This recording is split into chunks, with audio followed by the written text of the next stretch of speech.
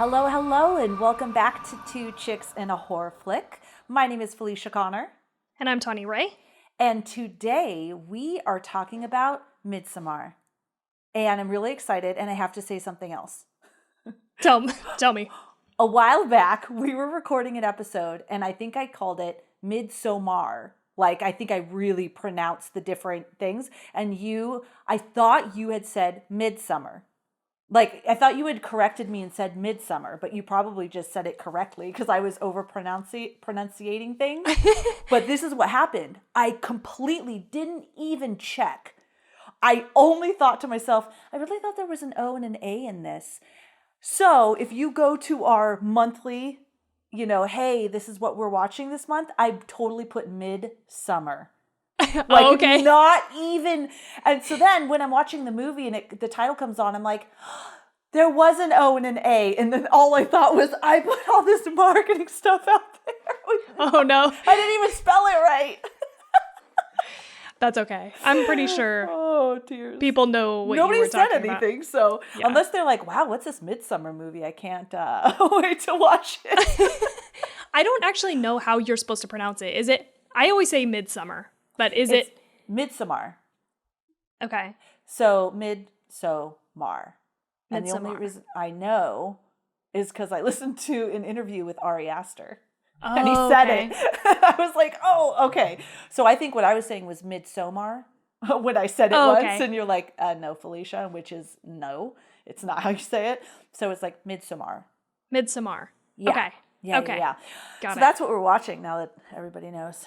And it's in 2019, and it's a horror drama by director Ari Aster. You also know him from being the director of Hereditary. So awesome. He likes that kind of pagan-y. Yeah, there's like a stuff, definite through line between even Hereditary and this, even though they're very different movies. Like, yeah, for sure. The ritual, pagan, long-term, like, ceremony. What am I trying to say? Like, yeah, like a folk. This is like a folk horror is how I think I saw it. Yes, I'm described. sorry. It's folk horror. You're absolutely right. Yeah. Weird. I like his stuff. I like his style. The budget was $9 million and the box office was $48 million. So good job, everybody. The location was actually in Budapest. Everything that was supposed to be in New York was in Utah, but Sweden was actually Budapest. Okay. But I mean, the set, what was supposed to take place in Sweden, but the filming actually was in Budapest. And Rotten Tomatoes. Hold on. Whoa. You got to slow it down, Felicia. We're forgetting some shit here. We're forgetting some shit right now.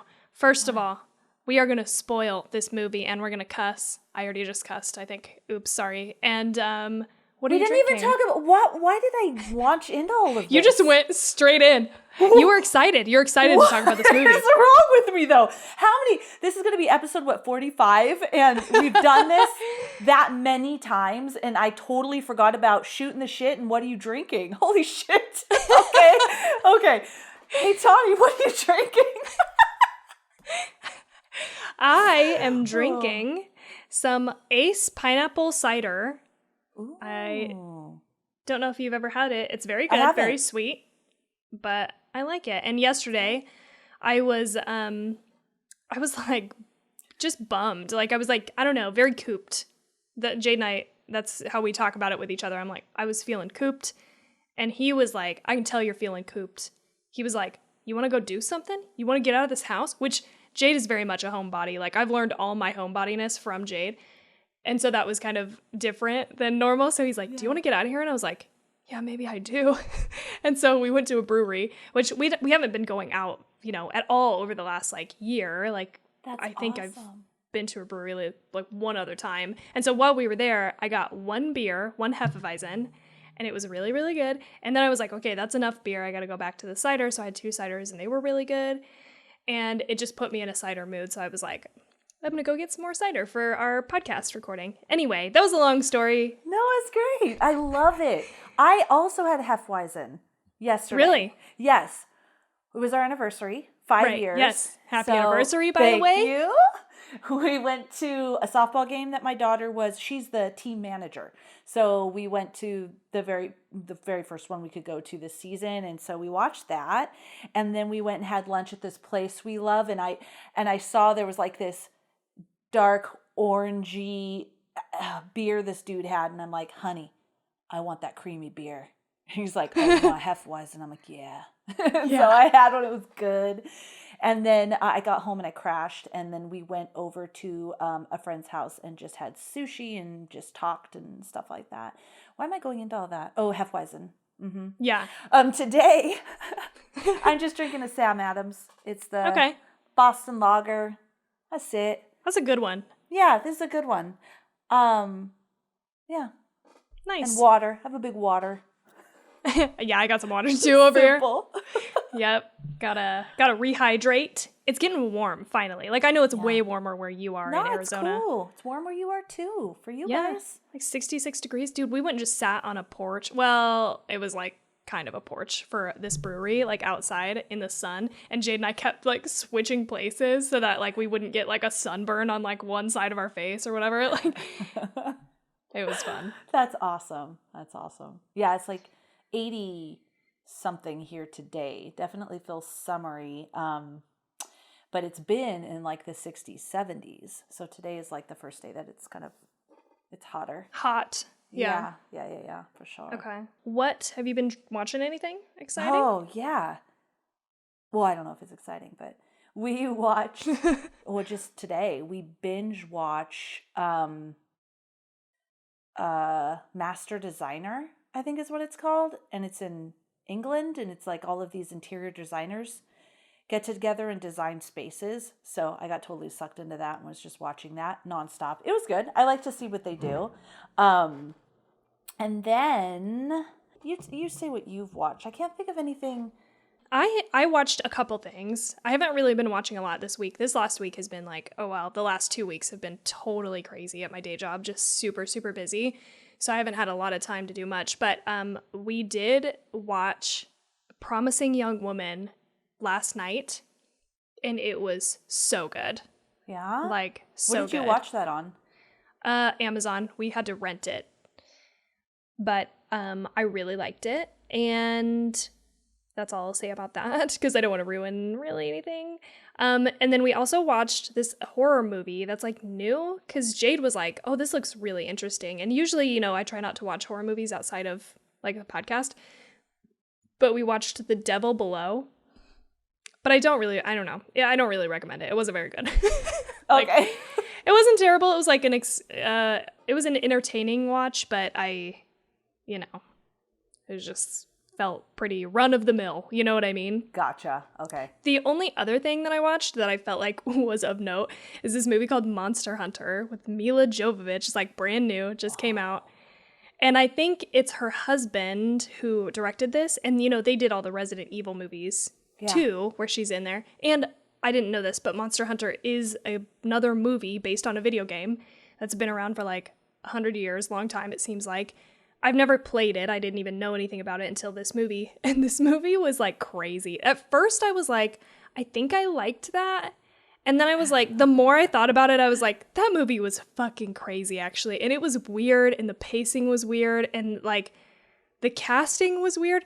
They had Ron Perlman in here with like the craziest wig I've ever seen in my life. And he's like supposed to be a serious character, but you cannot take him seriously at all. But it also is like, I don't know. It was so weird. I don't know if I recommend that one either. But it was like another kind of fun, just popcorn flick. I don't know. Oh, nice. Okay. I almost watched 2 horror movies. I almost watched Witch, but didn't, because assumed we would watch it. And Z, but didn't. I held myself back. I wanted to watch these movies.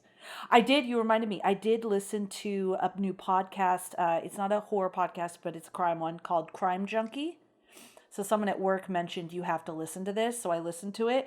I really liked it. I really liked the ladies that they're just like cute and fun. And I don't know, I really liked them. So that was a good one. My friend Allie is always telling me to listen to them, and I've tried to listen to them like once, and I just couldn't get into it. Like, I don't know if I just picked, you know how sometimes it's like you gotta pick a good episode to kind of get introduced and get into it, and so maybe it was the episode I picked, I don't know, but I haven't really been able to get into them. Yeah. I got my first COVID shot. That was That's right. The vaccine. Exciting and nerve-wracking all at the same time. I'm just an anxious person, and if you've listened to this podcast for a while, you know that. But if you haven't, and this is your first episode, you should know that I just have health-related anxiety. So anything that could potentially change the way that I feel on a normal day-to-day basis or whatever just gives me anxiety. So that was, but it's been a week. I feel good. I really didn't have too many like bad symptoms, so that's awesome. That's good. And yeah, I got to go back in a couple weeks and do my Your second one. So but it really is like made me feel, because obviously the COVID thing in general has been like a major like source of anxiety for me. So I'm like, oh my God, I finally feel like there's like some hope. There's like a light at the end of the tunnel. You know, like oh my God, I started to think, can I actually go out into the world after I get a couple weeks after you get the second one and actually feel not super terrified to like be out in the world? I'm just so excited to just not panic about being outside my house. You know what I mean? Yeah. It's going to be real great. So I'm excited about that. Nice. That's awesome. You know, in Arizona, they lifted the mask mandate. So did they? When we were out this weekend, like no one was wearing masks, and it was a trip. Yeah. It felt surreal because it's been, I shouldn't say no one. There were still some people wearing masks, but a significant amount of people weren't. And it's surreal, and it's funny to say that being in a population that's not wearing face coverings is surreal. You know what I mean? Because it should be the opposite, which of course it was in the beginning of COVID. Everyone wearing masks. That was crazy. It was so surreal. But now it's like the flip side. Right. Yeah. To see people without face masks, it's like weird. Even I went to get my hair cut and they were like, oh, they lifted, because I think they lifted a mask mandate here. Maybe not. Okay. I don't know if they did it as a city, but it might be in some places of business or something. And they were like, oh, you can take your mask off. And I was like, I'll leave it on. Like, I'm good, you know? It's so weird. It's going to be weird. Like, I don't know, eventually going back to normal. Yeah, it will. It's going to be so nice because I hate wearing masks. I still do it. I'm just saying I hate it. I don't like wearing, especially when I'm doing, like if I'm just running, like when I walk my daughter up to school to drop her off and I put the mask on. It's not a big deal. But like if I'm doing any like extended amount of time, like shopping or anything like that, I hate it. Yeah, because there's considerations you have to make. Sometimes I put in contacts because I can't like handle the like fog in my glasses. Mm-hmm. And again, just like you, I'm going to do it. Absolutely. I'm going to wear the mask. It's not going to stop me, but it will be nice to not have to think about it. It's just like, okay, maybe not. I don't know. I was going to say it's just kind of like wearing a jacket and when it gets cold. Like I always love when it warms up because it's not even something you have to think about. You just leave the house. You know what I mean? Like you just don't even consider like, do I need a jacket today? What kind of jacket? Am I wearing my big heavy jacket or my light jacket? You know what I mean?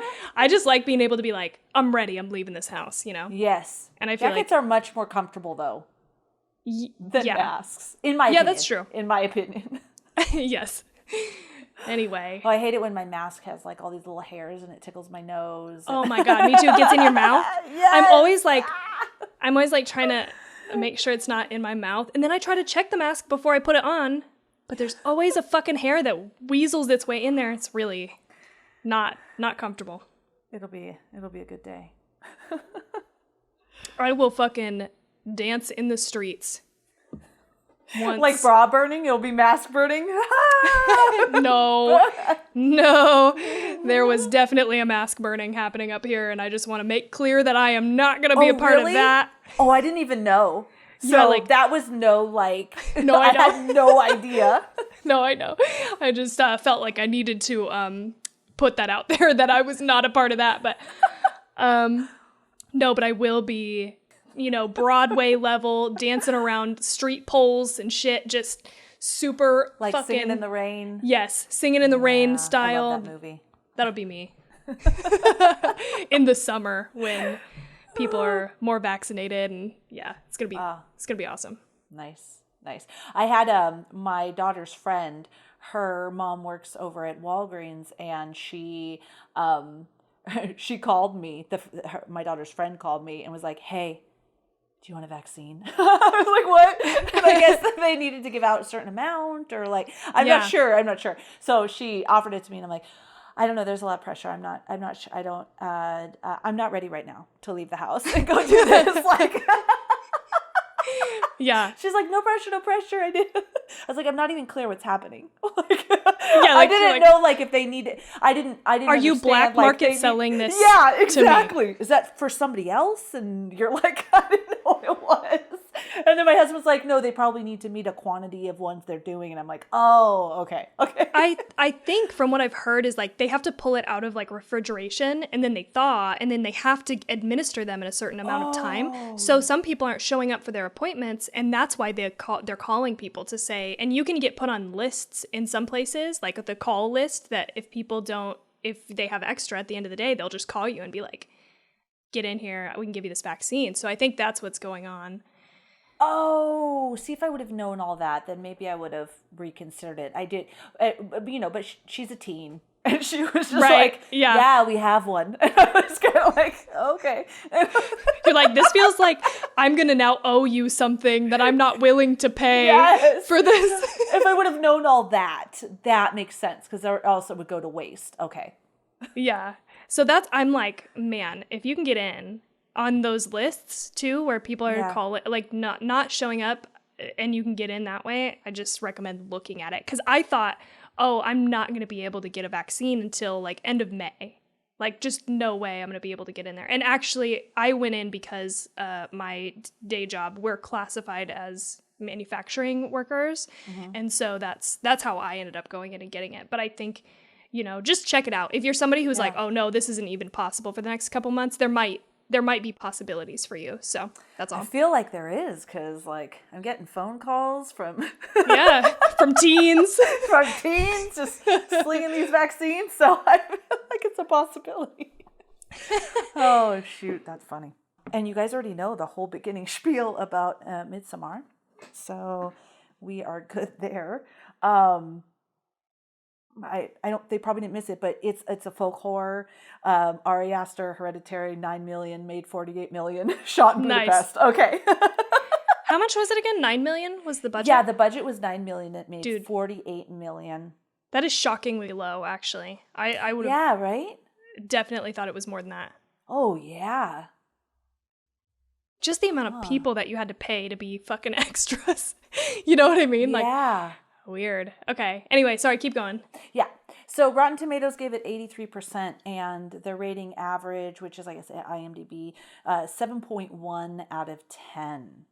So let's talk about the cast. I only wrote the main people, even though it was almost like all the characters, not all, but a lot of the characters were kind of like main characters or had very important roles.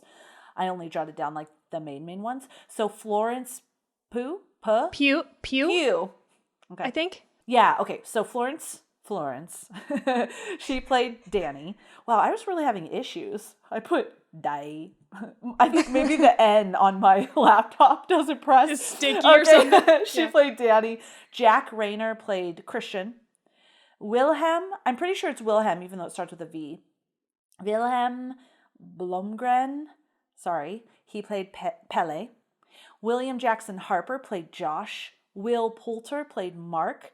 And then I noted her because she was Isabel Grill played Maha, which was Pele's sister. Or maybe it was Maja. Maya, I think is how they pronounce it in the movie. Oh, Maya. I thought so. That's why I didn't recognize her. I actually saw this character and I'm like, who is that? And so I searched, like, who played Maya? Oh, with the J. Okay. Yeah. Maya. All right. So, and obviously there was a lot of more people, and you want to check them out, please feel free. And now we can move into 2 minutes with Tawny. I went a real high level on this one. So this is going to be shorter than usual, I think. And it doesn't cover all the details, but I kind of figured we would get into that anyway. So hopefully Hopefully this covers it enough for you to remember if you've seen it, or give you an idea if you haven't seen it and you don't care that it's about to get spoiled for you. After the devastating loss of her sister and parents, Dani decides to go with her boyfriend Christian and his friends to Sweden to see a ceremony that only happens once every 90 years. Dani struggles to balance her grief and trying to relax. They witness an stupa. I don't know if I'm saying that right. They witness an stupa, which is a ritual suicide once members of the commune turn 72 by jumping off a cliff in front of everyone. The outsiders are obviously freaked out by this and try to leave, but they are really far away from any other civilization. Christian is courted by Pele's sister, Maya, and Mark goes missing after peeing on an important tree. One by one, the American friends disappear until only Christian and Dani are left. Dani takes part in one of the celebrations and becomes the May Queen, while Christian is led to a hut to impregnate Maya. I should note here, I didn't write this in my synopsis, but they both were drugged. Okay. Lots of drugs. Lots of drugs. Lots of mushrooms happening. The commune then reveals that 4 outsiders have died to cleanse the Harga, which is, I think, this commune. I think that's the name of the commune, of its evil, and 4 of their own must die too. The last sacrifice is to be chosen by the May Queen, and Dani's choice is clear. Her terrible boyfriend, who, from her perspective, just cheated on her, or a random member of this community that has now accepted her. They sew a paralyzed Christian up in a dead bear and place him with the rest of the people to be sacrificed in a building and burn it down, with some of them burning alive inside, Christian included. Dani, watching outside, goes from sobbing to smiling. The end. The end. I never know how to wrap it up. I'm always like... That was great. Finn. Oh, I love it. That was great. All right. So, Tawny, what did you think or how did you feel about this movie? Or both? Or both. I had seen this before, so that this wasn't a shock to me watching it a second time. I really like this movie. It is like, especially the second time watching it, I couldn't help but feel like, wow, this is kind of a masterpiece of a movie in a way. And I feel like the first time I watched it, we went to go see it in theaters actually with Trevor and Paige from Film versus Movie. And the first time I watched it, I was that's a podcast, by the way. If you haven't checked them out, check out their podcast, Film versus Movie podcast. And I really wanted Hereditary too. Like, I wanted something that was going to be like Hereditary. And it's similar, but it wasn't that. And it wasn't as scary, even close to as scary for me. So for that reason, I didn't like it. I felt disappointed the first time I watched it. But having watched it a second time now without that thought in mind, I was able to like put that aside and be like, wow, this is a fucking masterpiece of a movie. It's so good in so many ways. The acting is really incredible. The characters feel so amazingly real. Like, the imagery is amazing. Everything happens in the sun. I wrote down scary in the sun, which doesn't happen very often. Normally all the scary shit happens at night. That's so true. That's a good thought. I didn't even think about that. Yeah. And it's just like, yeah, I really, really like it. I think there's a couple gripes that I have with it. Like, I still don't like it as much as I did Hereditary, but that's okay. It's a very different movie. It's doing a very different thing, I think. But yeah, I overall loved it. How did you feel about it? I have to agree. I have to absolutely agree. I agree with the Hereditary comment. First, it didn't scare me. And there was a perfect comment, actually. Hold on. Okay, so there was a comment by John DeFore of The Hollywood Reporter. He described the film as the horror equivalent of A Destination Wedding, but a more unsettling than frightening, but still a trip worth taking. That's exactly how I felt at the end of the movie when the lights turned off, when the movie was over. I felt so unsettled. I don't know, like I liked it. I knew I liked it, and I felt really uncomfortable. Like I Really? yeah, like Okay. like it was hard for me to fall asleep right away. Like really unsettled, disturbed. I felt disturbed. This is all great. These are all things I want to feel when I watch a movie. When I watch a movie, but I really felt like just uneasy. Versus Hereditary, I definitely felt disturbed and everything, but I felt more like conversational about the different pieces, and I was like, holy shit, that scared me. But this one I felt really unsettled, and it was really, really good. I agree with you. The acting from the very beginning, even I thought the conversation among all the men, like, you need to break up with this girl, blah, blah, blah, was so real. Like, it was so, you know what I mean? And then I thought it did really well, too. Like, you saw her side. Oh, my gosh. And I had definitely been that in my younger days where I was going through emotional stuff and I didn't want to be a burden. So how she's trying to overly be like, no, it's me. And no, it's okay. No, it's okay. And not knowing like, no, it's not fucking okay. Like what this guy is doing. You know what I mean? But then on the flip side, I didn't hate him until later. But I didn't hate him in the beginning either because he was a guy he was way in over his head. Like the emotional things that she was dealing with, he just did not know how. He cared about her in as much as he could or knew how. You know what I mean? But they just were not the right match, right? No. Like she needed someone with a lot more depth and like, I don't even know how to explain it. Just like the strength and the compassion to be able to help her through her hard times.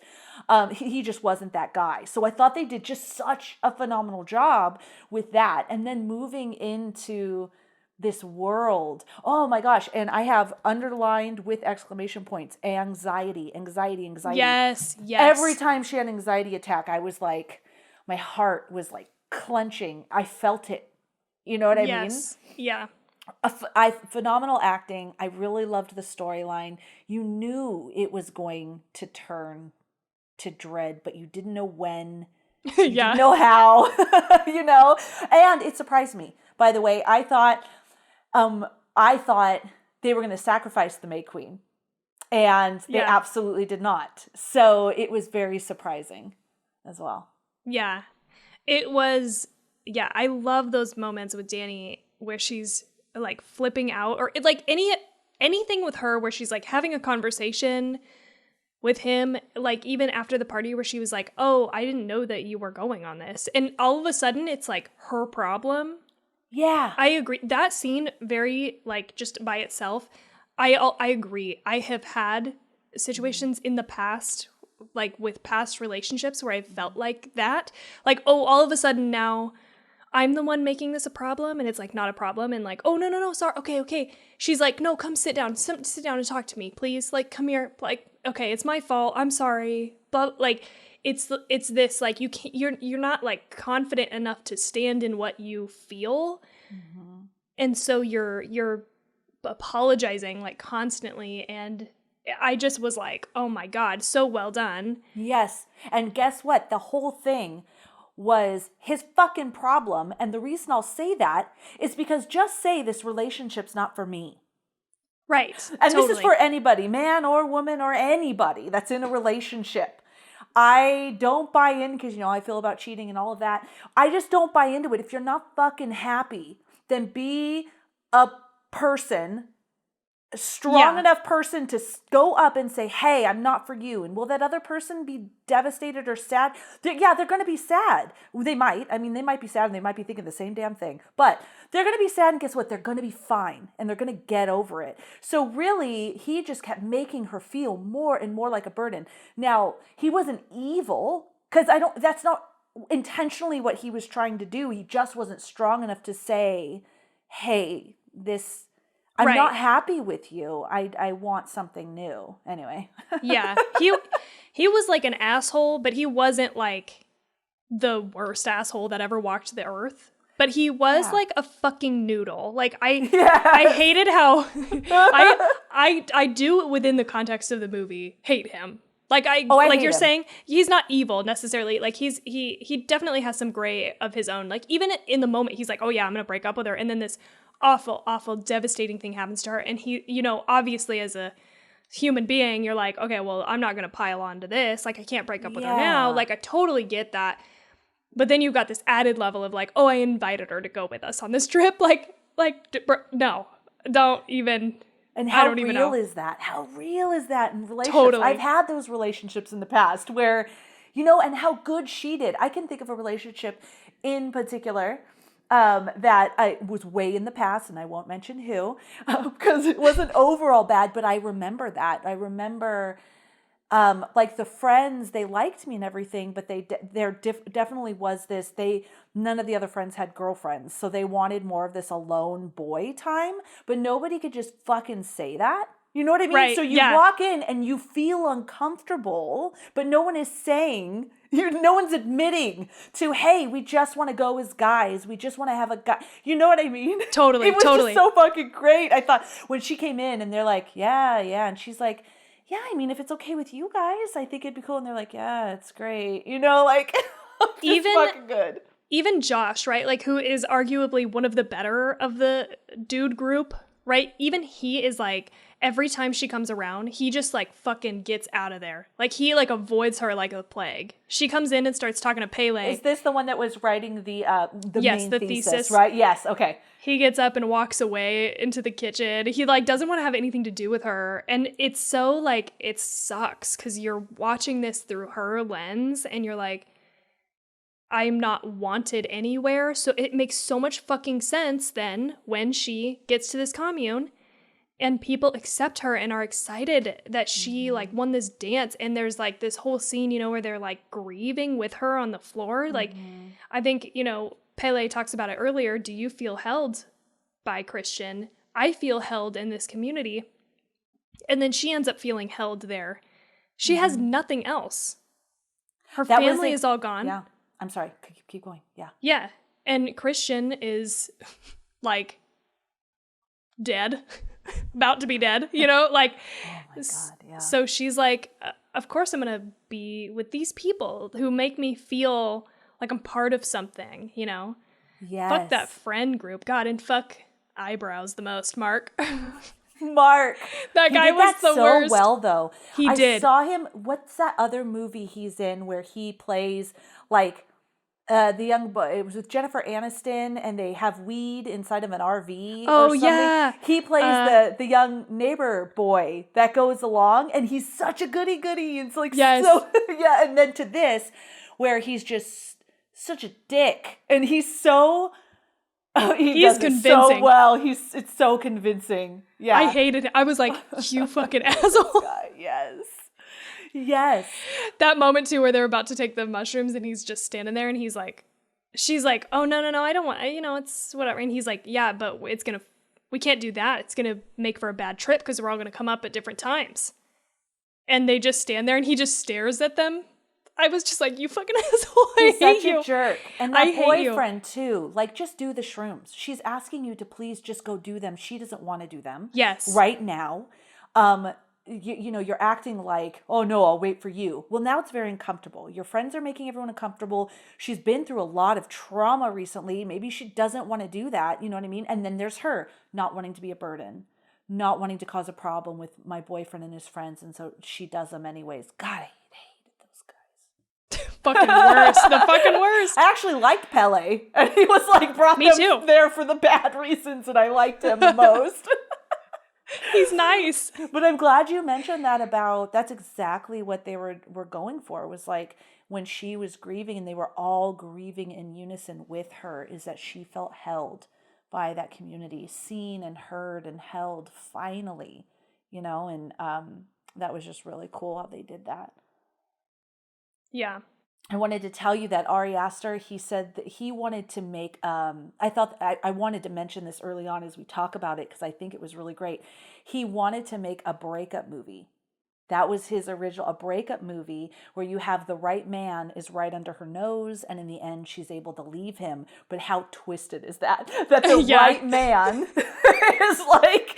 is so like part of this twisted community where, you know, they're sacrificing people and stuff like that. And she's able to leave and be on her own, but look at what she's become, right? Yeah. So I thought that was awesome. And he also said the goal of the film, which I felt very validated because it's exactly how I felt, is he wanted to leave people feeling confused on how to feel.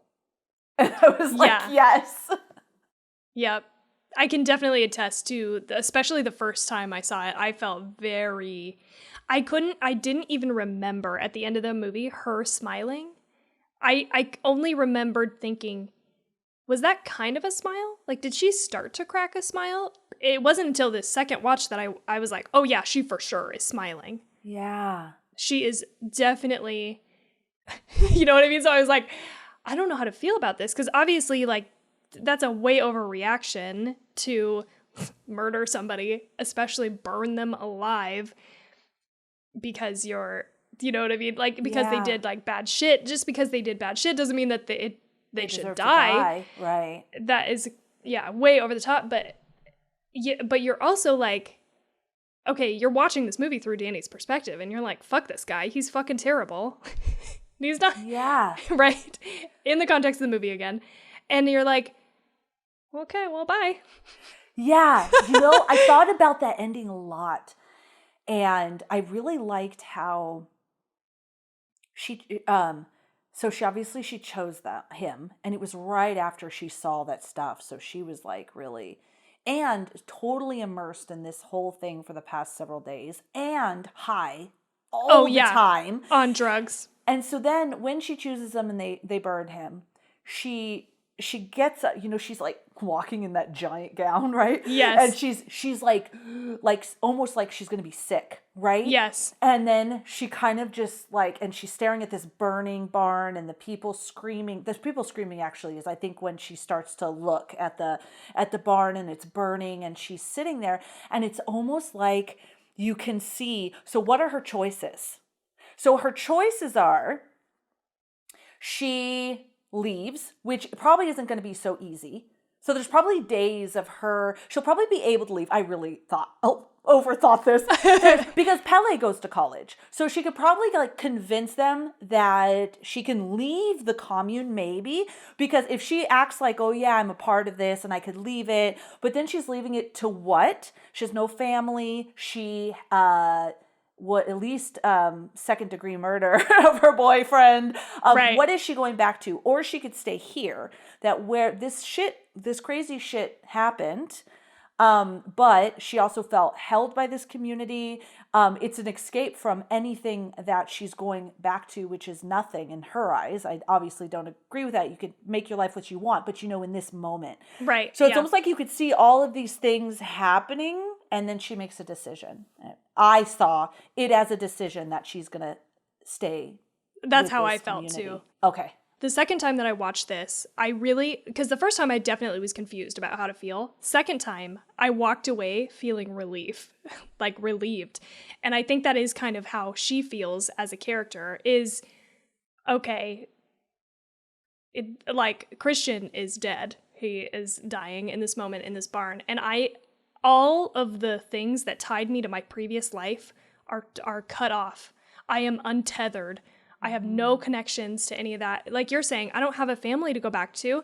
It didn't seem like she had a lot of friends. She talked to like one friend on the phone, but that was it, right? Like we never even physically saw that person. So she doesn't have like a huge support group. She's found more of a support group here. Why would she leave? Right? Yeah. Like there really is no reason to leave. And that's what I was going to say is I think that they can't leave once they turn a certain age, because I think they said from 16 to 36 is like one of their seasons or whatever. And he was like, that's when everybody goes on their, whatever I can't remember what they call it, but they leave the commune and then they come back at 36. And then I think they don't leave. So I think it depends on your age. There's no way her and Pele were 36. You don't think so? Oh, maybe I think Pele, he was. She just didn't look 36 at all. I don't know what that means to look 36, but I saw them as, I guess, college students, where if they went into college right after high school and they're that's a good working point. on their degrees, they'd be in their 20s. Right. Okay. But yeah, they seemed older than that to me for some reason. I thought like 26, 27, maybe approaching 30, but okay. Because they're not still quite all 36. one of them's working on they're working on their doctorate degrees, but still, like if you finish, let's say you finish your bachelor's degree in 4 years and then you're working on your, I guess your master's doctorate, maybe. Early 30s, maybe. Yeah, we're a little bit far I guess off you're from right. 36, but yeah, like why leave? It really doesn't. And she's so do they just live like, there like that then, just all the time? But that's only every 90 years they do all that other stuff, but then they just live in those huts. Oh, I would hate that communal situation with the beds everywhere. Oh yeah. And they that. keep showing the baby like crying at night. I was like, oh yeah, this is not. They can't even sleep probably, right? She keeps trying to get this sleeping medication. They're all fucked up, right? They got them on drugs. They're not sleeping. Like the whole situation is a recipe for just like a fucking out of this world experience, you know? Yes. And can I just interject that I hated how that fucking Christian took that guy's thesis. What a piece of shit. He's just like so, what do I want to say? So spineless. Yeah, I can't even come up with my own idea, so I'm going to write about this place. You know, even though this guy is dedicated, not this guy, Josh has dedicated his life to like, this is what he wants to do. And he's just like, yeah, I'm going to do too. And so when that guy came up, or Pele came up and said, the elder said that you could write about it. He's like, oh man, that's great. And giving him a hug. Shut up. You just had this idea 2 hours ago, you asshole. You can't be that. He's such a yucky yuck. Totally. 1000%. You are like, ew, dude. Ew. Just you don't have one likable thing about you. One likable thing was that you didn't break up with her the night she found out her family died. But that's about it. Like, yeah. And I do feel like he's like that through the entire movie, right? Because in the beginning, all of his friends are like, dude, are you going to break up with her? And you can tell he just cannot fucking stand in his own life at all. He's like, oh, I think I want to break up with her. And so his friends are like goading him into breaking up with her. And he's like, all right, okay, like, yeah, okay. Yeah. You know, like he's such a fucking noodle, dude. That's why I called him a noodle. Yes. He's just limp, just getting pushed around by everybody else. And then she's like obviously having big problems. And so he's like, well, okay, I can't break up with her. And then he goes on this trip and he's being like, you know, flabbergasted by the shit he's seeing. And he's like, you know what I think I'm going to do is I'm going to do this too. And that guy's like, why would you? This is my thing. And then he just is like, that's the moment that he chooses to like die on that hill. Like, what the fuck? You dumbass. I just hate it. He's the worst. He's the worst. He's absolutely the worst. And how just, okay. Yeah, you're so caring, so you invited her so she doesn't need to be alone. But some chick, any chick, just kind of kicks your ass when she's dancing around and you're immediately like, I want to join the dance. Right in front of her. How do you think that is? You fucker. You fucker. He is not, he's not cool. That guy. We hate Fuck him. Yeah. Gosh. Okay. So everything. I just want to mention something all the way back to the beginning. When it started, I was just like blown away by the acting. I loved it. And then everything was so beautiful, including the most dreadful was so beautiful. And that whole thing with her sister killing herself. Wow. I just have never even seen anything like that. Very much echoed Hereditary. Not that had anything to do with it. Not that Hereditary had anything similar, but the darkness and the dread and then the just how horrifying it was. It was very dark and very scary and shocking because I've never seen anything like that before, and really beautiful. Beautifully shot, I guess. Just, you know what I mean? Does that make sense? Am I making Yes. No, totally. I get it, because it is very it's like artful. It's artful, like, yes, artful.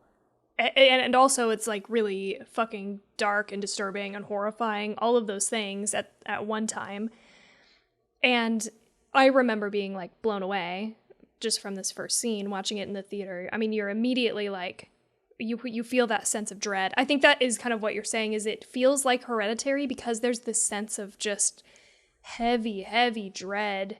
And then her scene, like kind of mimicking Hereditary. Right after that, she's just like screaming. Yeah, her cry. Like, I hope we're not ruining Hereditary for anybody who hasn't seen it. But there's an, I don't think we're ruining it necessarily. I don't think we said anything that would prepare anybody for what they're going to for what happens in Hereditary. True. Yeah. But she's just like, oh, no, no, no, no, like just screaming in his arms. I mean, it's really heavy. It's hard to watch. It's a lot. Yeah. And it looks really good. One of the things that I really enjoyed in this movie, though, like just as far as like filmmaking goes, they do some insanely great camera work in this movie that is just, this is what I mean when I'm like, this is a fucking masterpiece. Yeah. Like, this is beautiful. And I've never watched a movie, I need to say this before I forget it because I didn't write it down. I've never seen a movie use zooms more artfully than I have this movie. Usually when people zoom, it's funny. You know what I mean? Like, because zooms are like, you just don't use them most of the time. And I feel like there are a few zooms in this movie that are really slow and deliberate, where it's either zooming in or out, and it's just really unsettling. Yeah. And anyway, that reminded me because of this, like, there's this dolly shot toward the sister as she's sitting there, right? Like, and it is so good. It's so, and it goes up and over her out the window, Yeah, and to her email, to her sister, and then, Yeah. Oh, maybe it doesn't go out the window then. Yeah, it goes up to, it goes all the way in, and then you see her eye, and then there's like the email, and then I don't remember if it goes out the window or not. Yeah, it might go beyond that. That might be a different shot that I'm remembering. It may go outside, actually. Yeah. Okay, anyway. It could have been a different shot, or like when I think I'm thinking of when she's screaming and Christian's holding her and it goes out the window. Yep, yes, it does. So there's like a few of those, and it just is so beautiful. It sucks. It's awful, the beginning of this movie. Yeah. And it's also so effective. It's so effective because when she's talking about her sister sending her those emails, and he's like, she does this all the time and you're enabling her. So you're not quite sure if Danny is like maybe a hypochondriac, or you know what I mean? Like she's always just panicking about things, or you kind of have a feeling she's not though, but they do put that out there. You just know her sister's going to do something terrible. You know what I mean? You like, oh God, that was horrible too. Awful. I'd never seen anything like that before. One part that I physically wished would stop and I couldn't look at, but I thought was also very masterfully done, was when those damn flowers were throbbing. Yes. I fucking hated it because it creeped me out, and it might have been the circle. Just the, that tryptophobia thing. Yeah. Open, close, open. Like I physically put my hand, I'm watching everything going on, but I did not want to see her crown. I did not want to see those flowers one more time. It was making me ill. But I get why they were doing that, because I was reading this one thing. I didn't get it when I was watching. I thought they were just trying to make me feel like I'm on drugs, which is probably a part of it because everybody was on drugs. But what it was the flowers and the plants were breathing with her. So they were a part of her. I really want to go back and watch this whole movie, actually, because the things I did pick out that were in the pictures they saw, I realized everything was in the pictures they saw, but I wasn't picking it up as I was looking at the different things. There was just some things that I noticed. Yeah. So I want to watch it again, but it was, if I can just read this little bit, and it is from IMDb. But throughout the film, Danny hallucinates the plant life interacting with her and growing into her, right? So this foreshadows her eventual decision to join the community at the end of the film. Okay, so we were right. Additionally, her interaction and growth with the plants gets more pronounced as the theme progresses. Notably, examples include the tuft of grass growing through her hands and the grass consuming her feet, the vines of her throne, which I thought that was stunning, how they interacted with her hands. And it was so pretty. I'm getting cold chills. But then the flowers in her crown breathing in sync with her. I liked the element. I hated looking at it. Okay, I'm done. I get you, because it is like that. It's unnerving. Yeah. I've never picked up on that, though. I did think it was like a drug thing. Yeah. And so I'd like to go back also and see it breathe with her. That's really interesting. Yeah. Did you notice the head in the mountainside when they were carrying her on the throne?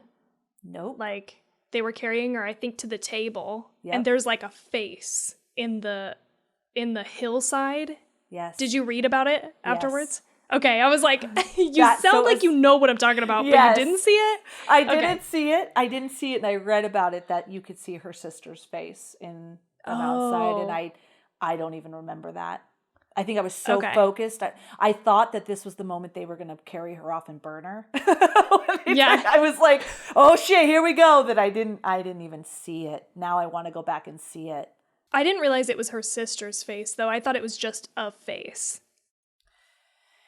Yeah, no, it was her sister's face. So a lot of these things too, and I'll have some stuff for you that, in the screenplay, it seems like they explain more of not a backstory, but like, for example, how the people died. You know, all the different people of their friends that die, like how and when and things like that, which you don't, because it's seen it happens off camera, right? Right, yeah. They just end up dead. So they go into a lot of that about how those people died, and I guess that was in like the screenplay. Okay, but didn't make it to the final cut. Right. It didn't make it to the final cut, but there's like elements. So for example, there was, let me just tell you as an example. So Connie, which was the girlfriend. Okay, so Connie's corpse being wheeled in a wheelbarrow to go to the, they were going to put in the shrine in that, the triangle building. It looked wet and bloated, which now thinking back, oh, you're right, it did. I didn't really think about it. Was that Connie? Yeah, they said that was Connie. So I remember seeing that with her, or with the hair. Oh, with the hair. Yeah, but I didn't, and I remember just focusing on it. I didn't really click to me that the body was wet. It was like, who is that? Is all I was thinking. So that was Connie. It was wet and bloated. So this insinuates that the villagers drowned her in a nearby lake after they had supposedly brought Simon to the station, but they actually killed him. So just as Danny is taking the meat tarts out of the oven, both she and Mark hear faint screams. Remember that? And it kind of paused everybody, implying that the villagers grabbed her to the point of, and then drowned her. And I'm like, okay, well, how would you get that from all of that? But I guess that is in the screenplay, and in the director's cut, a boy is almost sacrificed by drowning in a lake by the villagers while wearing a sacrificial robe. And so Connie, her corpse is wearing the same robe. I should also mention, because I really want to watch it, the director's cut. I think it was like 33 minutes of the movie was cut from that. Dude, it's already a long ass movie. It's 2.5 hours. But they cut 30 minutes of it because it was going to be NC-17 rating. Okay. I want to watch this. Yeah, I want to watch it too. There's a lot of those types of things that kind of point to these different things that were cut.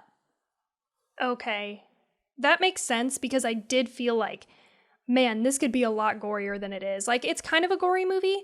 It's gory, but the parts that are gory are like small. You know what I mean? Yeah. And they're really gory, but they're like really small. You know what I mean? Yeah. There's like two Besides moments. Those old people, jeez. I was like, that's what I'm talking about. Is like you got those people, and when Christian like comes across, the blood eagle guy, that's gory. Yeah. But that's like it, still, really. That's yeah, you're right. And so I was like disappointed. Like I thought it was gonna be because Hereditary is just like over the top, fucking, ugh. Oh, there's certain scenes I won't mention that come to mind. Yes. But oh God. okay, bring it back. Bring it back. I totally agree. The old people. When they start bringing them up to the mountain, I'm like, oh, here we go. Okay, here we go. The horror is about to begin. And wow, I've never seen anything like that. So it's so crazy. I see so much gore in so many movies, but to see like a face crush on a rock like that. And then when the people came to like hit him and like each one, I'm like, enough. I know. This is my favorite scene in the entire thing. Yeah. Like the entire movie. It's just so good and scary and tense and gory. And like, I just can't. I don't even know how to describe it. It's so good. Yeah. I loved the reactions of all the people because on one hand, I felt almost removed to the fact that these people were committing suicide and it should bother me like it did the other couple, Connie and her boyfriend, right? They were like, you don't have to do this. Right, yeah. And they were screaming. Where the other Someone stop him. Someone stop him. Yeah. Where the other crew was kind of just like, they were disturbed by it, but they were like, whoa, shit. Because, well, I guess as anthropologists, though, there's lots of different cultures that do different things, and you can't kind of just interject how you think things should go with your Western lens. And so their reaction to it, I just thought was great. Me too. And especially Josh, right? Who, presumably knows something about this ceremony because earlier he's like, a real one? Like, are we going to watch that? But he doesn't tell anybody else like what's going on.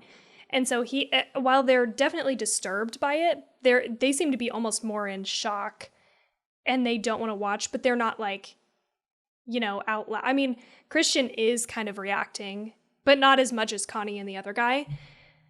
So yeah, but then when I think it's like the Pele's mom or something, somebody, grandmother or whatever, she comes out and she's like, hey, I'm so sorry, like, that you're freaked out. Like, don't worry about it. Like, this is how we do things. These people just chose to take life into their death into their own hands rather than being a burden on their families. And you kind of get, as you're watching this interaction, like, oh yeah, am I just viewing this through a Western lens potentially when other people might do it differently? And how could you, obviously it'd be disturbing, but it's like, you're here with these people. This is how they've been doing it for the last, forever, centuries, presumably.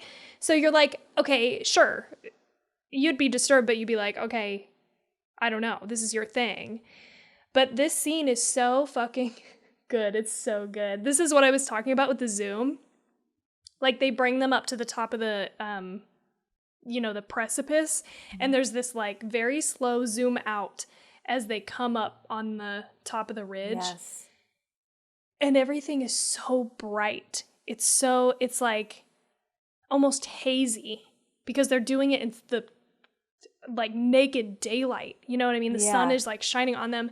And my favorite moment is when he goes to jump off, the second guy goes to jump off, and there's this quick cut to a super like wide shot, and he hits the ground, and the sound effect is like you were watching from that far away. I think it had the potential to be funny, and I think if you were like, watching this in the right state of mind, maybe with other people drinking, whatever, having a fun time, I think it could be funny. But every time I've watched that scene, it is incredibly disturbing because it just feels so fucking real. That's exactly how it would sound if that's how far away you were from him hitting that like stone thing. And it's like too real. This is why I like Rob Zombie. And I've talked about this before. Like, in his movies, he does things that feel gritty and real.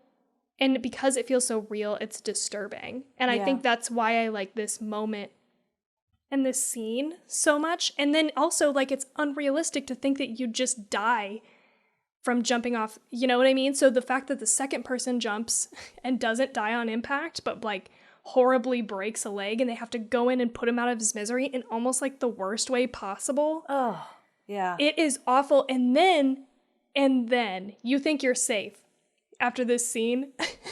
You think, oh, okay, because I didn't just watch this person jump off to their death. They come back to it. Like 2 or 3 fucking times they show like close-ups of their face, so it like catches you off guard. It's so I don't know, again, amazingly well done. And also, just before I move off the scene, one of my other favorite things about that shot where they back way up and is you can see that person crumble. It's like he just hits the ground and crumbles exactly how you would a human body jumping from that height. So gross. Yes. And so good. I remember screaming, "Oh, his legs!" Yes. Oh yeah, that was just phenomenal and disturbing. I have to say, my oldest daughter watched this entire movie with me. Really? Mm-hmm. I am shocked. Yep. I didn't sound that shocked because I took a drink right as Felicia told me that. Yeah. For those of you not watching, but listening. What? She wasn't like scared of it. I guess she doesn't like jump scares and stuff like that, but she watched this whole thing with me. How'd she feel about it? She felt the same way. She thought it was a good movie, super disturbing. She doesn't want to see it again. And she really wished they would stop showing that crushed in face. Yes. When they kept showing it, she's like, enough with the face. She didn't like the breathing flowers either. But yeah, she thought she's definitely not a scary movie person, so she doesn't want to see it again, but she like appreciated it and thought it was pretty cool. Like it was an interesting take, an interesting story, and really disturbing. Yeah. I wanted to tell you this before we move away from this. How do you say it? A testupa? Etstupa, I think is how they said it in the movie. Yeah. Okay. I wanted to mention, because I got this little piece of tidbit trivia, the practice of the etstupa is effectively a myth. So as depicted, the elderly were expected to sacrifice for the good of the village, maintaining efficiency. However, the original source of the story is a 13th century Icelandic account of Gautek saga, and supposed stupas in Norway and Scandinavia have all been proven to have been only referred to as such by 18th and 19th century historians, and no prior reference to any such practices, save the Gautrek saga. So most serious historians consider the story a reflection of the Icelandic medieval tradition of depicting Swedes as barbarous on account of them converting to Christianity a century later in Iceland. Oh, interesting. Okay. Yeah. So this was a slander campaign on the Swedes. Oh, can I tell you one more thing about the Swedes? Most of the not that. Oh, except I'll tell you that. Most of the Swedish dialogue spoken by the Harga natives is deliberately not subtitled in order to create a sense of isolation for the audience and especially for the foreign visitors. But what I was going to tell you is when the film was released in Sweden, rather than eliciting fear in the audience, many people laughed. Many Swedish critics praised the film as an excellent black comedy. Okay. Isn't that interesting? That is, but I mean, there are elements of comedy for sure. But I guess so let's say this. But like overall, I would not call this a dark comedy. But what if what if they made this movie about people that lived in Idaho? You might laugh because you might be like, this is absurd. I guess I could see that. But I don't know. Yeah, I didn't think it was funny. But I thought I would throw that in there. I could see how you would see it as funny because it's what you're saying, it's so absurd. Yes. Yeah. I mean, there were like very funny moments. One of the funniest things that I thought happened, it doesn't really have to do with the people that were there, but when they took shrooms the first time and Mark is like flipping out, I was like, straight up, this is me on psychedelics. Like this is exactly why I have never and likely will never do psychedelics, because I will freak out like this. Because he's like, what's happening? He's like, what time is it? And they're like 9 p.m. And he's like, it's not 9 p.m. Why is the sun still out? This is wrong. Everything's wrong. Yes, Josh, please lay down. Lay down now. Yeah. Yes, I cracked up about that. I cracked up about the ticks, how he was all paranoid about. But you know what? I'm going to tell you this. He has an extreme phobia of ticks, right? Well, this is actually based on Ari Aster's real life fear of bugs and illness.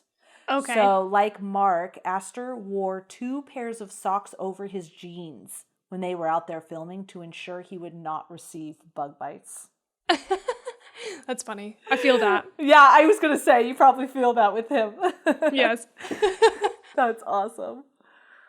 Yeah, I thought that they did a really good job. I can say one thing I didn't like, and if you disagree, maybe you can change my mind. I didn't get the inbred guy, the role of that. I mean, I didn't get it at all. For some reason, this just felt so over the top. I agree. I mean, I'm sure there are people that have that, and I don't want to say like that's over the top, but it just felt almost like the guy in Goonies. You know what? Listen, it's time for me to tell you that I probably have seen Goonies, but I haven't seen it since I was like a child, so I don't remember a goddamn thing about the Goonies. Okay. I don't. At least I have seen it. You were so nervous. I know, well, because it's like one of those like beloved ass movies, like people love it, and I'm sure I've seen it. I'm sure when I was a child I've seen it, but like I don't remember anything about it. So I'm sorry. I'm not in the Goonies club. That's okay. I thought that he didn't really have a significant role besides the place that they plugged in this guy with an extreme deformity to paint on the books. And then they're like, I don't even know what his role was. They were, the inbred are the spiritual gurus. Okay. I mean, that's not a bad message that somebody with a deformity or something like that is actually the person in the community that's kind of revered. But it's like they purposely do that. They purposely inbreed to produce someone who's going to be their oracle or whatever. Yeah. And then he's only just painting on all the pages. Like, it was almost like jokey, right? Because they have all these runes and stuff like this, and then all this writing, and then he just paints on all of them. I mean, the only thing was, it was super creepy when he was wearing Mark's skin. Oh, yeah, for sure. That was creepy. And maybe he had to, because he just kind of stood there in the skin, like breathing weird. Yeah. Where maybe somebody else in the community wouldn't have done that. They would have just been wearing it. But other than that, I didn't really... I agree completely. No, I also wrote it down. That's one of the things I didn't like about this movie. And I wondered, but based on what you're saying right now, I'm betting that there's nothing in like the director's cut or whatever, but it felt like there was something more there, maybe, that had to get cut or had to be cut or something, because it did feel very much like that had no bearing on the story at all. Like, right. We didn't really need to know that they purposefully inbred, like, did some inbreeding to create oracles. What does that give us in the context of the movie? Absolutely nothing. Right. So I agree. It did feel kind of like shoehorned in, and they also used a lot of this footage, I feel like, in the trailer. So before going to actually see this movie in theaters, like your perception, at least that I remember from the trailer, was that like this was almost going to be the antagonist, right? This person. Mm-hmm. And they're like only in it for a couple minutes and have like nothing to do with what's actually happening, which could have been a red herring. But if it's a red herring, I feel like it's cheap. You know what I mean? Like, we didn't need it. It's weird. Yeah, that was my only thing, is I just wanted a little bit, I wanted it to mean more, or right, to have maybe something. It did, and I missed it, or yeah, maybe for me too. Maybe I didn't pick up on it, and it did feel very disconnected from what was happening, like the main story. Mm-hmm. Mm-hmm, mm-hmm. Yeah. I can say in one part of the movie, I screamed out loud, "Stop ingesting shit." Like, they're losing their mind. Ooh, and I was so uncomfortable, which I thought was a really good job, Christian. Like, I think that's how I would be if I was on hallucinogens. When he was at the table. Oh, and yeah. He's just like hunched over and so uncomfortable. That would be me. Oh, yeah, for sure. Oh, he is God. freaking out. He's like, and I like how, too, he's the last person at the table after they seat Danny because she's the May Queen. And he just, like, comes up, fucking just totally high as fuck, sits down, and he's just, like you're saying, hunched over. And he's, like, rocking a little bit, like, back and forth. Like, you can tell he's, like, he is just having a fucking trip. Like, you want to say, go lie down. Like, go back to the barn and lie down. Just lie down. You're okay. You're okay. Yes. He is flipping out. And I like how also, like, on a flip side, you got Danny who takes the, tea or whatever, and she starts to kind of freak out. But then she just starts having fun because they're dancing around like that maypole or whatever it is, right? And they're having, like, it's all fun and games. And so she kind of turns it around and she's like, whoa, this is fun. I'm having fun. Christian, on the other hand, is freaking out. And then that guy claps in his hand and he's like, immediately like, why would you do that to me? Yeah. Oh, God, it's miserable. Yes. So actually, sad. now that you said that, it almost flip-flops. Where everyone's having a good time hallucinating but her in the beginning. Right. To the end where she's having a good time and, he is absolutely not. Oh, that's so really interesting. I could tell you I'd never be the May Queen because I couldn't dance around that thing that long. Yeah. Especially on drugs. Like, I don't. I also love that scene just while I'm thinking about it. Sorry. Yeah. I feel like we're jumping all over the place in this movie, but no one's gonna, we didn't spoil it for anybody really because you never know what to expect, when to expect what we're talking about. True. But in that beginning scene where they're tripping and she just starts flipping out and goes to that like shack or whatever, that's like an outhouse. Yes. And she sees that her sister like back behind her. Ooh, that is so creepy. So creepy. And she is just freaking out. So she just gets out of that room and runs. Like, again, this is how I'd be. And it's so anxiety inducing. There was a note made about the cult that ironically Christian is the one that ends up dead in the final ritual, being the Christian killed by the pagans. Oh, interesting. I just thought that was I did, once his name was Christian, was curious if that was intentional. But I love religion stuff. That's interesting. Aren't Mark and Josh like Christian names too? Mark definitely is. Joshua, yeah, I think it is. Yeah, definitely Mark, the story in the Bible. Interesting. Bible. Mm-hmm. Yeah. Not her, though. What was Danny? Danny. Yeah.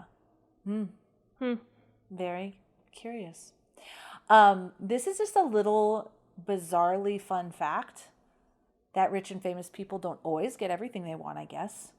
Okay. Ariana Grande is a big fan of this film, calling it one of her favorite films of 2019.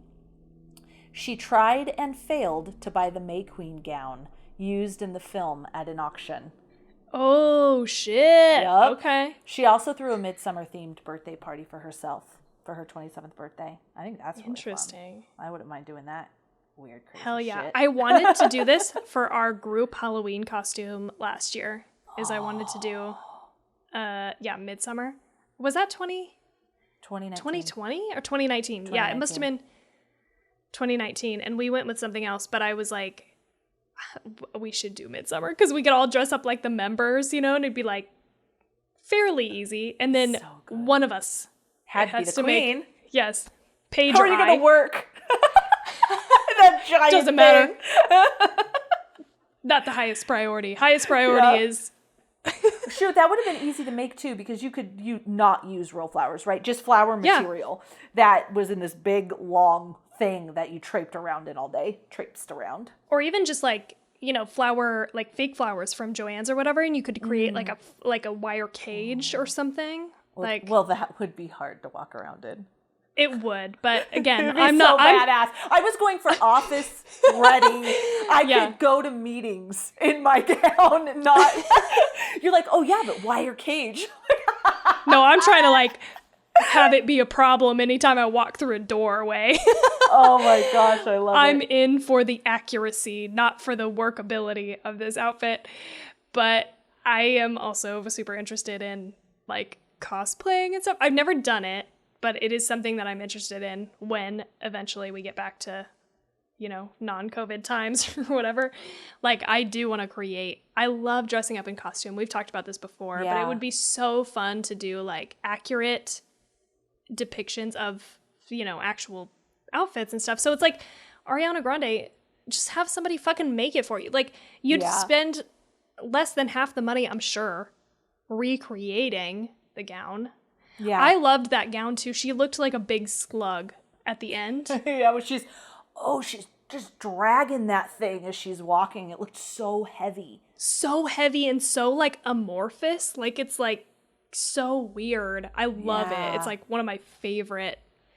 She's like lost in it. She's just a mountain of flowers. It's weird. Ooh, I'm glad you said that, because actually the symbolism of that dress entirely made of flowers is signaling her complete engulfment by the community. Ooh, so it starts with just the white dress, then it starts with some flowers in her hair when she's dancing around the maypole, then the giant flower crown, and then she's completely engulfed. Yes. Yeah. Yeah, so good. I really want to go back and look at all the murals. So there were some that immediately clicked for me, like the pubic hair. Right. I really loved this because you see this mural of a woman cutting her pubic hair and then bleeding into a cup, right? And so then when he's eating the tart and there's the hair, right? You're like, oh, it's her pubic hair. Then they didn't zoom in on the cup. They didn't do anything that was like, yeah, and look at this, guys, nothing. But if you look at the table, his juice is just a little more red and a little darker, or even just a little darker orange than everybody else's juice. And you're like, oh my God. Yes. That was very well done. Because you're right. Yes. They don't need to like call attention to it. As soon as you know that's a pubic hair, you immediately think of that mural, and then you know why his juice is a little darker. Yeah. Oh my God. A little more red. So good. Oh my gosh. It was so good. So now I want to go and look at all of them. Because the bear burning, I thought, oh shoot, they're going to burn the bear. But I'm trying to remember back, was there a man in the bear in that picture? I don't remember. I just remember seeing a bear burning and I'm like, oh shit, they're going to burn the bear. Then they burned him in there. How terrifying too. Sorry, I'm just like speeding out of control now. Being paralyzed and being able to feel, but not being able to speak. And you just are, first of all, just being in that position, that terrifies me. And then he's just sitting there burning. He can't even scream. Yeah. But he can feel it all. That is like the worst nightmare. The worst nightmare. Yeah. Awful. And then that one guy is alive and starts burning and he's just screaming. When he was like, they're like, take this and you won't, so you don't feel pain. I'd be like, oh, I'd be licking that thing real quick. And then he starts screaming. I'm like, oh shit. It didn't work. I said to my daughter, I was like, oh shit. If I was anybody sitting out, watching, I was like, oh, that fucking medicine does not work. And then I was like, well, I wouldn't have to worry about it. Probably. The majority of them don't, because it's every 90 years. So, right. You'd probably be dead by the time you would have to jump off the mountain. You'd be jumping off the mountain, right? What's worse? I think I would rather jump off the mountain. Oh God. Just than be burned alive? Oh yeah, 100%. Yeah. I would rather jump off a mountain than being burned alive, 100%. There's at least the chance that you die on impact. And that would be better. Yeah, you wouldn't have to just burn. Burn alive. Oh my It'd be God. Horrible. Oh. So let's talk about the sex scene. I just love it. Okay. Let's do it. Wow. Right? I thought he did a really good job with his, because he's drugged and he's doing it, but these women are pushing his rear into her. And when the mom, I think it's her mom, I don't know, but when one of the women comes down, I thought it was her mom, and starts to go, telling her that she should make noise, and then the daughter sinks with her. I believe that's their relationship, but whatever. And they're like, and he just kind of looks up like, whoa, what? He is fucked up. I mean, Yeah, it's like, it's fucked up because he is drugged and he is led to do this, and they have been gunning for this for a while, obviously, because they sat him down and tried to talk to him about it. She's been doing these, like, courting romance spell ritual type things.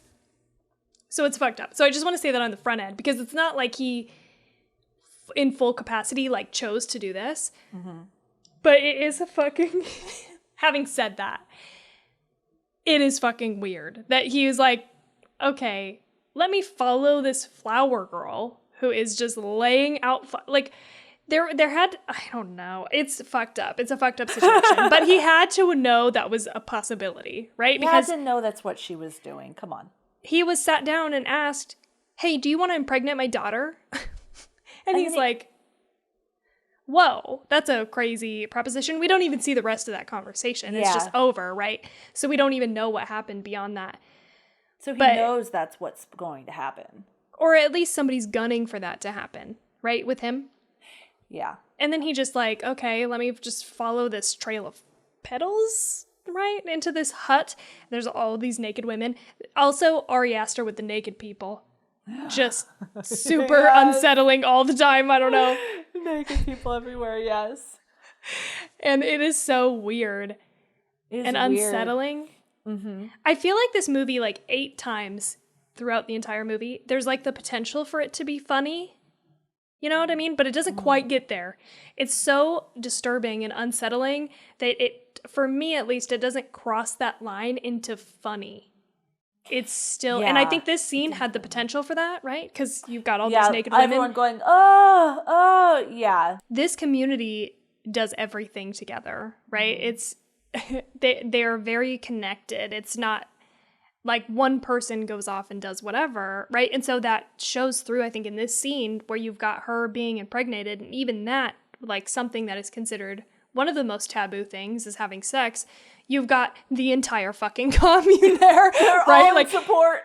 taking part in this thing. But that's true all the way through this movie. Even when they're like burning people alive, everybody stands outside the thing and screams in pain and is like working through kind of some of the angst about that.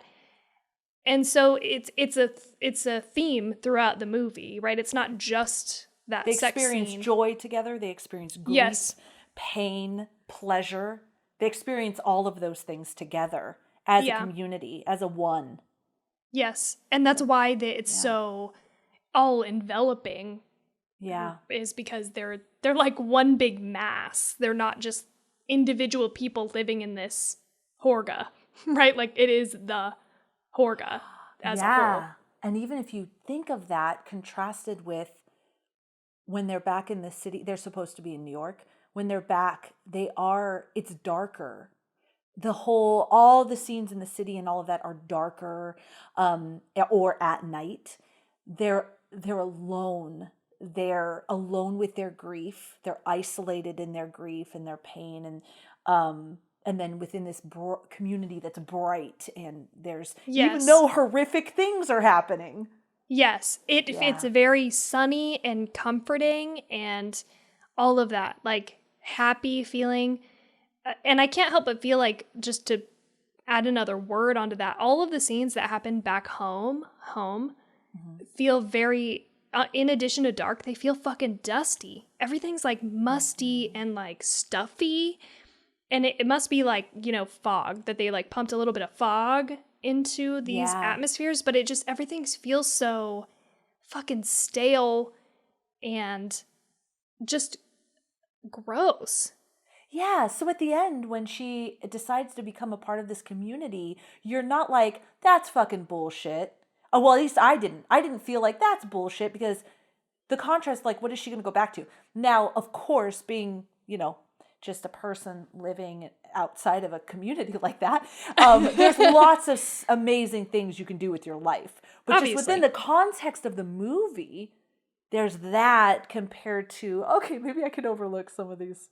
Plus, I think at that moment, she doesn't know that one guy is like skinned like a butterfly someplace. Totally. Right? Yeah. She doesn't know that other girl was killed either, I don't think. I don't think she really knows what's in the barn, right? She's just like sitting there besides him. Right. Or maybe she does. She doesn't know the full extent of everything going on. She seems like kind of out of it. Like she Yeah. is probably not paying attention enough to know. You know, like she knows she hasn't seen any of those people for a while and they might be dead, but I don't know that she knows exactly what's going on, to your point. Yes. Yes. There was this piece, you know, the woman who jumps, who during the stupa, she bears a striking resemblance to Danny. I didn't catch this, but this is a trivia piece. And some fan theory presumes that she killed herself to make room for Danny to join the Harga community. But we don't know. Interesting. I didn't pick up on that either. I want to see like a part 2. Like I want to watch Danny and Pele live in harmony. In the Harga. place, right? In the Harga. Yep. The runes, you know, when he draws that picture of her and there's like runes on her, those runes are on her dress. Oh, I did not pick up on that. She has runes. Those are the runes that are on her dress as well. Okay. The entire movie, if you look closely, is in the murals. The entire thing, everything that's going to happen. Even the very, very beginning, do you remember how it opens up on the very first thing? And it opens up on like it looks like it's like a painted mural or whatever, and it just splits down the middle and does a wipe. It wipes out, and then we have like, you know, a few shots of the winter in the trees. Do you remember this? Go back and watch it, dude. Go back and watch, because I was like, the second time I was like, shit, there it is. That's exactly the entire plot of the movie. Right in there. Like oh yes, 4 I remember. Frames. Yeah. Yes. Oh shit, you're right. In like 4 panels. Yeah. Go back and look at it even more, because you're like, oh shit. Yep. Okay, I'm gonna have to watch it. I tried to get Steve to watch it with me. He was like, no, I'm good. And they're like, come on, babe, just watch it with me. I want to watch it alone.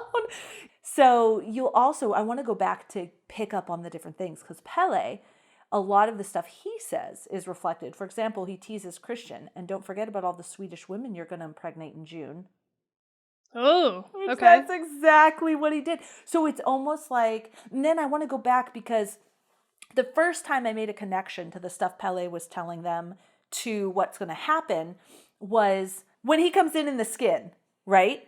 Me and my daughter both went, oh, the skinned Joker. Because we remember Pele talking about the skinned fool. And I was like, oh shit, I want to go back and see all these hints that they drop that I just didn't pick up. Another interesting thing, obviously the Wicker Man was some inspiration for this.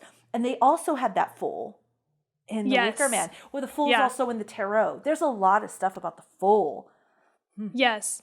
And one of the other moments like this is Pele does, you know, he's talking to them about like the seasons of life. And she's like, well, what happens when you turn 72? And he's like, he does like the cut in the neck, like, oh, you're dead.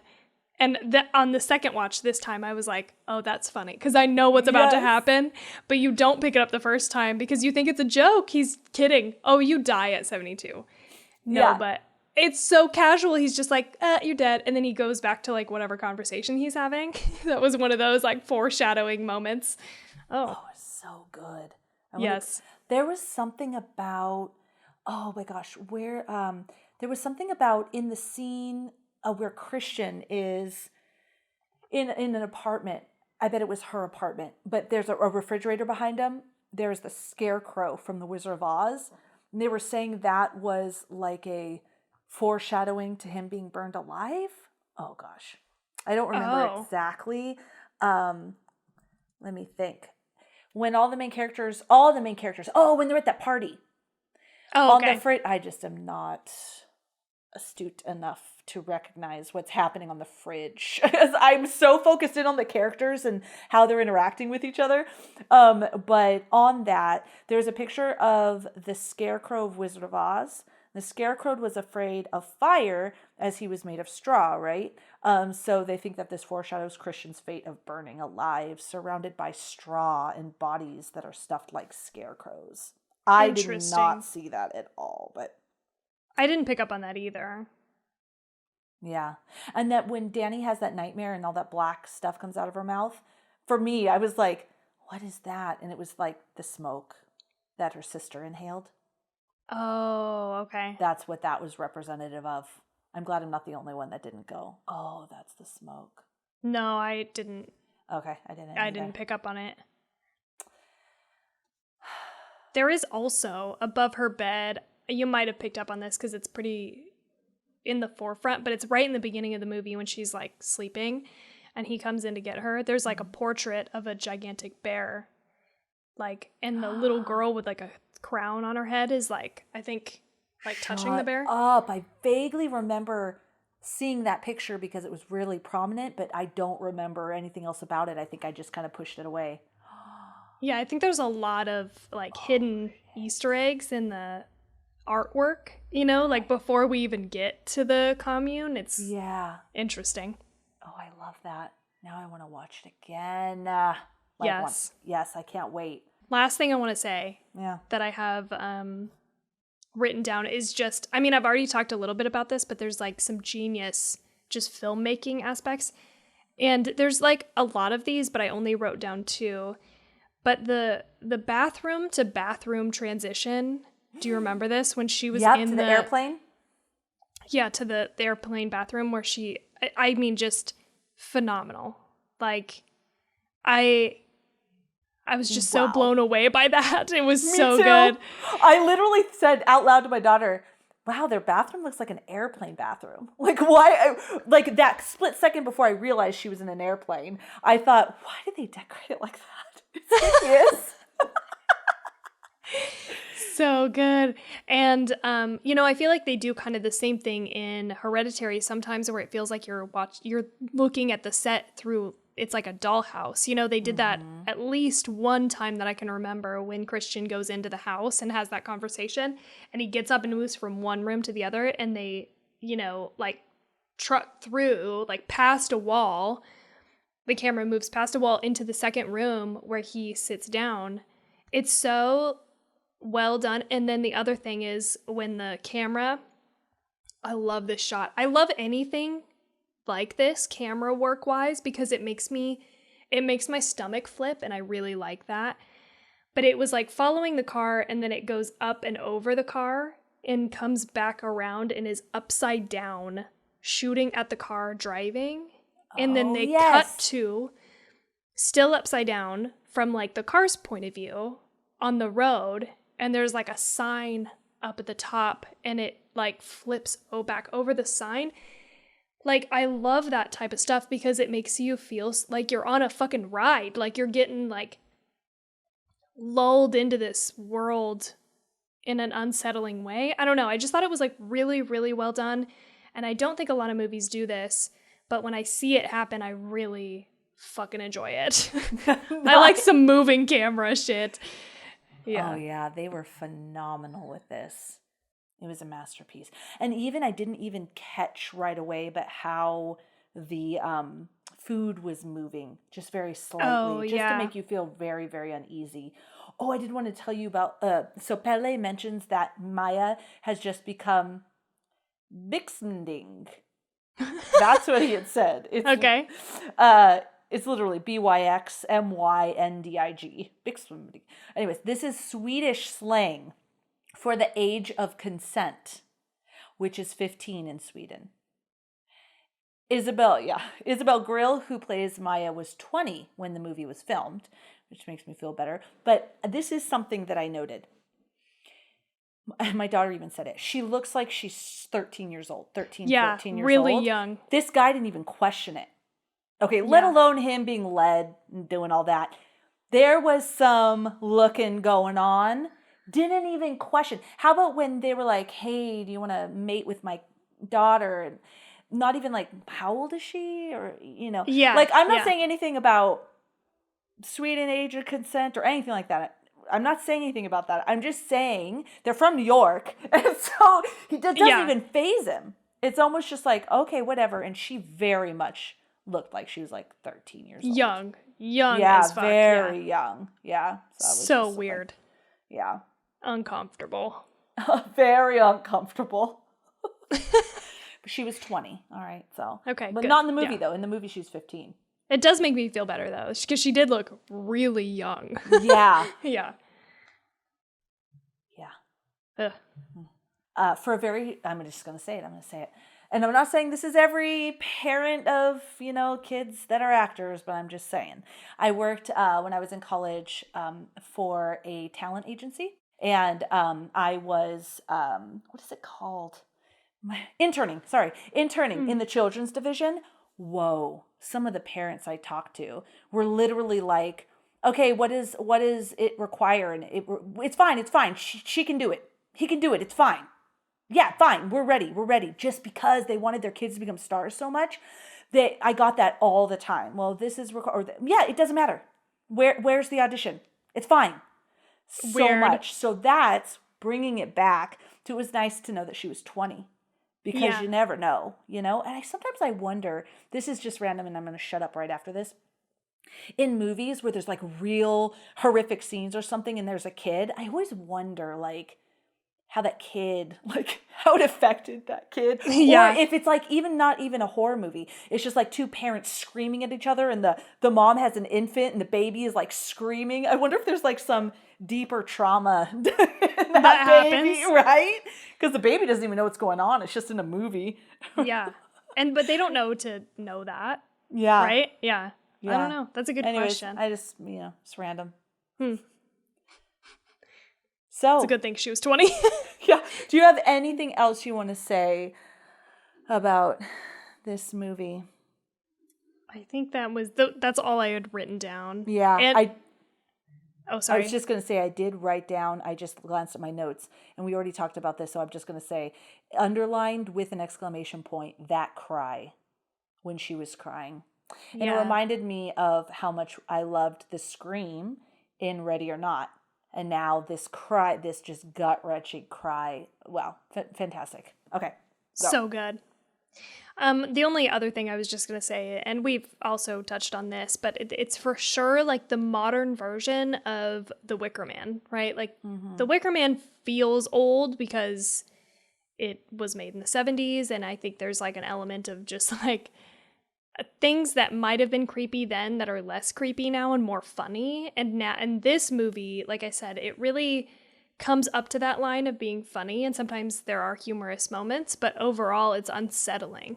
It's really creepy, and I think it just does a really good job of that. And it's just interesting to have another movie like that. I cannot think of another movie that's like this, where it's like all in the sun and creepy and scary. Yeah. I'm really glad you said that, because actually it's Ari Aster is too. Because what he really wanted to do with this movie was make a powerful contribution to the folk horror subgenre like The Wicker Man did. Oh, yeah. Okay. Mission accomplished. Yes. Yeah. Awesome. Interesting. What would you rate this movie? What do you rate it? You go first. Oh, shoot. All right. I was looking at all the different scores and what I scored things. So I'm going to have to say I give this a 4.75 because that is what are you laughing about? Just go ahead. Okay, because that's what I gave Host. That's what I gave The Grudge. And even though those were different experiences, right, I liked just as much. So for Host, I'm screaming my ass off, and I was like, oh God, what's going to happen next? This one was just a different feeling, but it was, I enjoyed it just as much. Okay. I am also going to give this a 4.75. Oh, is that what you're saying? Okay, wow. Yeah. We should have this celebration or something that we gave it the same thing.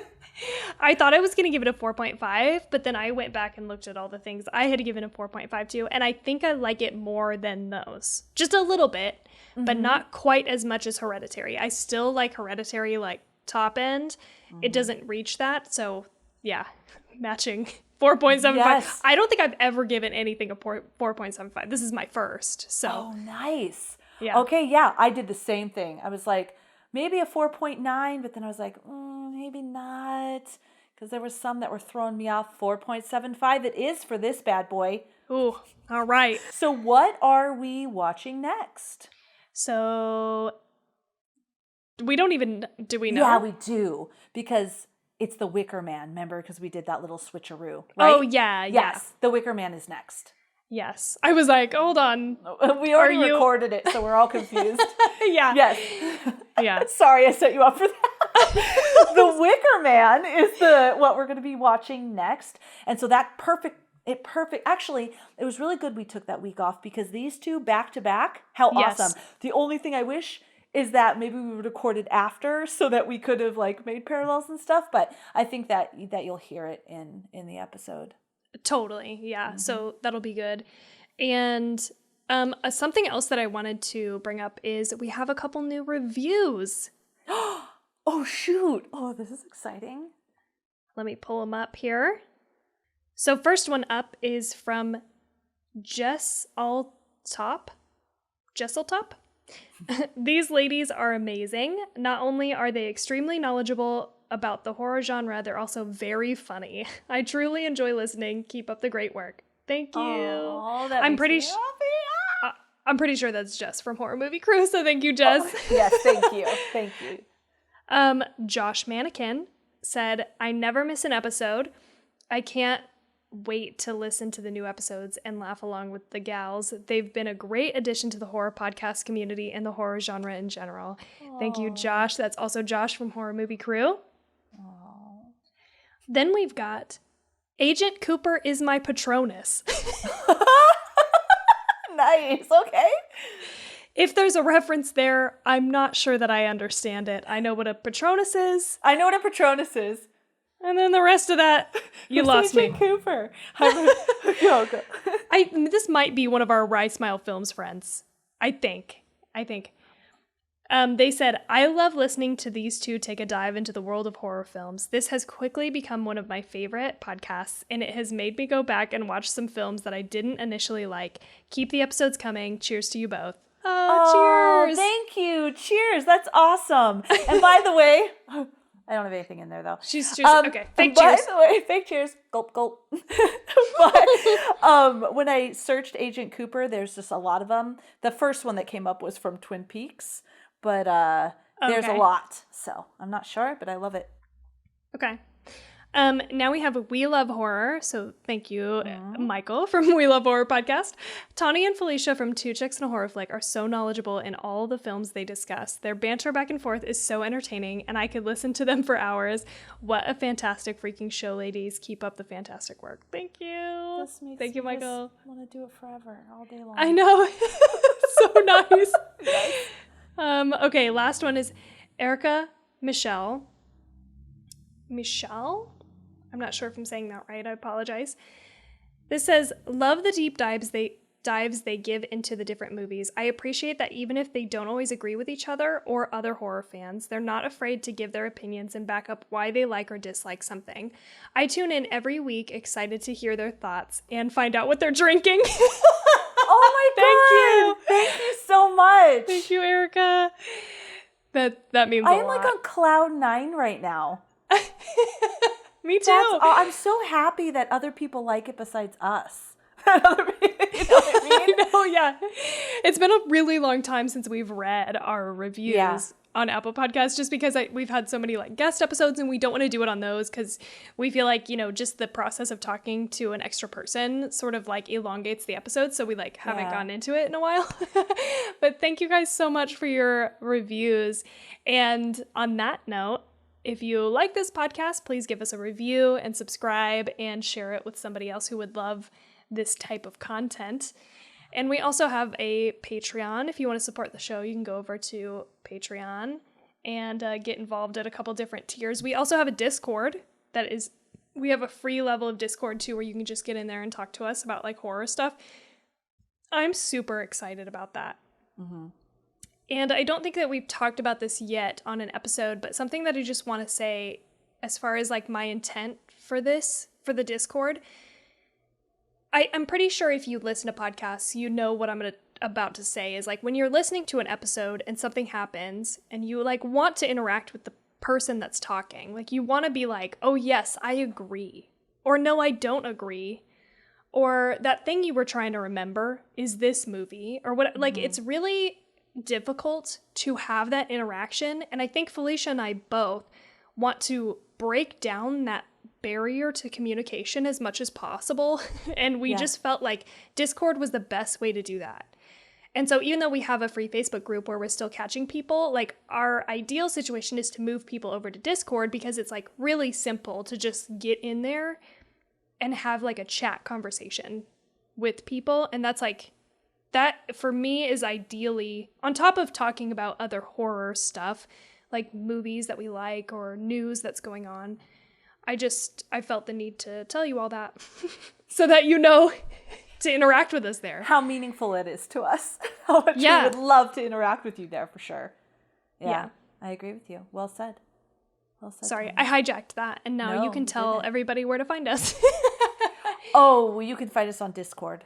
And the Facebook community, you can find us there as well, which will lead you to Discord. We are on all the social media platforms, Instagram being our hub. We post most there, but you can find us everywhere else as well. And we have a website too, has some stuff about us. And that's about that. Yeah, and we love your recommendations, so definitely send them to us, whatever movies you want us to watch, and we'll add them to the list. Yeah. Oh, and if you don't want to just listen, you can watch us talk about this movie on YouTube. True. Yes. Yeah. Everywhere. Every podcatcher. Yep. Including YouTube. Which I just learned that word. Yes. Tawny just introduced me to that word last week, and it's a great word. So that's it. And we hope you guys have such a good night. No nightmares.